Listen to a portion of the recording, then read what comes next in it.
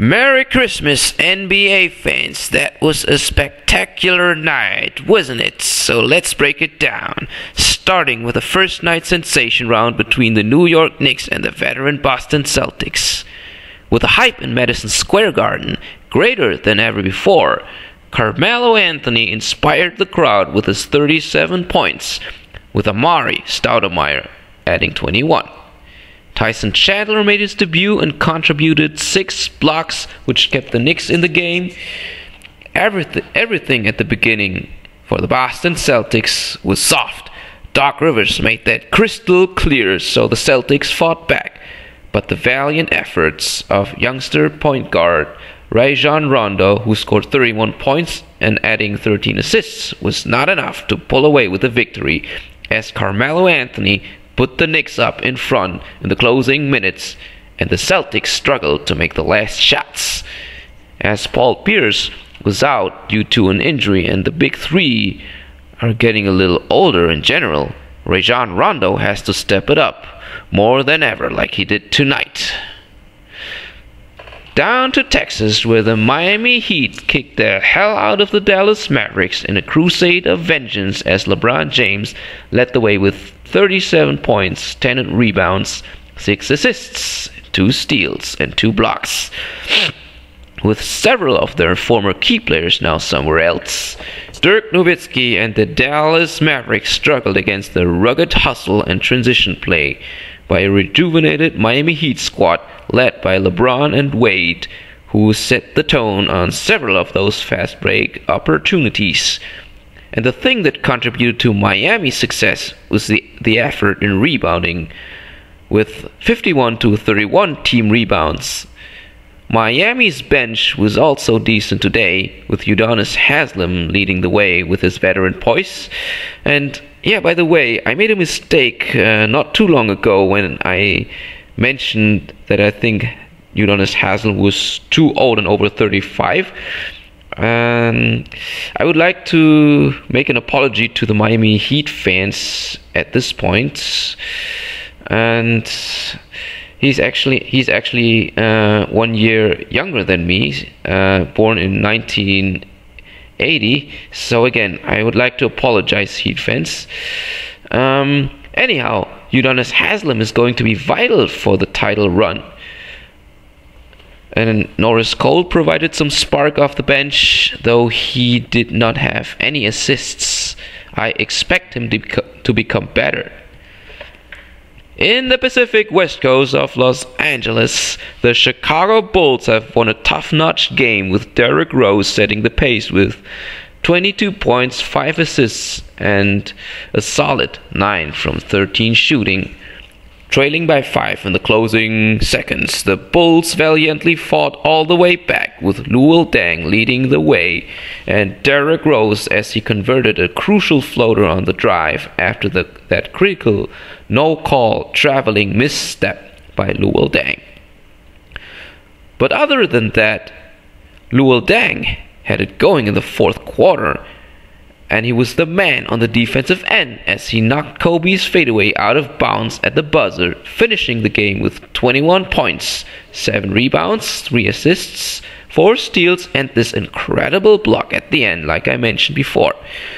From the looks, it seems like Luol Deng has worked really hard, as he displays more athleticism and overall speed on the wing, which makes him more effective on the open court. OKC was rocking the house as a passionate Russell Westbrook got Kevin Durant and co involved to dispel the magic of Orlando. With his various disposal of offensive weapons, Kevin Durant made Hedo Turkoglu look like a fool, scoring 30 points on 11 to 19 of 19 shooting, and even had 6 assists and 2 steals. James Harden provided the scoring punch off the bench with 19 points and is, in my opinion, a top candidate for Sixth Man of the Year. If Russell Westbrook can reduce the amount of turnovers and the Thunder can improve their overall team defense another notch, they are going to storm through the Western Conference this season. Let's head to Golden State, where the new-look Clippers closed out the Warriors in a dramatic fashion, with field generals Chris Paul and Chauncey Billups pushing the tempo in the half-court set. With those two playmakers in the backcourt, the opposition has more to worry about, as these two players know how to knock down their shots as well. Clippers can't play D?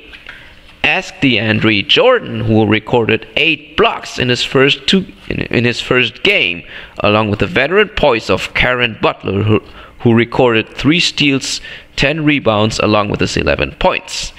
In the closing minutes, Chris Paul closed out the game as he had 20 points, 9 assists, and 2 steals in the end, which left Mark Jackson and the Warriors stunned in the end. This is a young team which needs to gel together with time, but overall it looked okay today.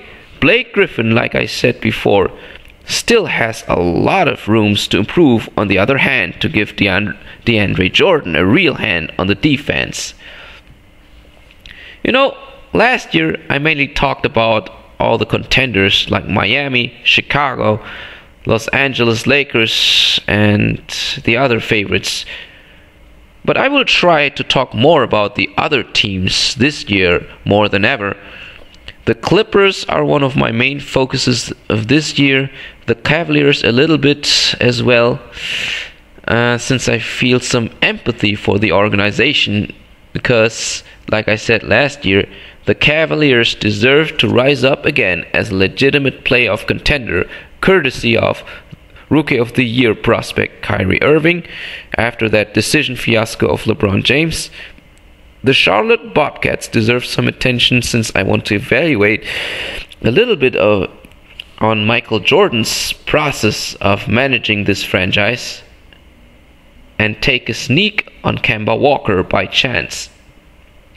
The Hungry Wolves of Minnesota have a chance to make an impact in the NBA with several new faces in the pack, including Ricky Rubio, Kevin Love, as persistent as he is on both ends of the floor. I think the problem that Minnesota has is they lack a real team leader who grabs them by the neck with enthusiasm, and I don't think that Michael Beasley is up for that task. I don't know whether I have time for more team evaluations, but I'm trying my best to evaluate those as much as I can. Thank you for listening, folks, and a Merry Christmas. Peace.